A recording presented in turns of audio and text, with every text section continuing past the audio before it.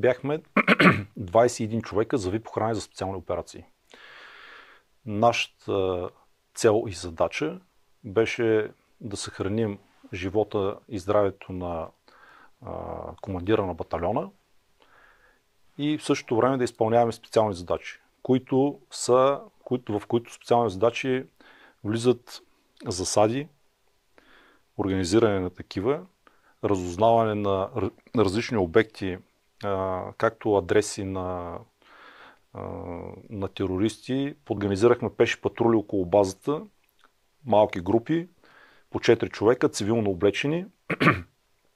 Редувахме се, за да може... А как бяхте въоръжени? Смисъл бронежилетки имаше, защото цивилни... Нали? Да, с къси гащи, тениска, бронежилетка, тактически елек, автомат и пистолет. Като пистолета той почти никога не влиза в употреба.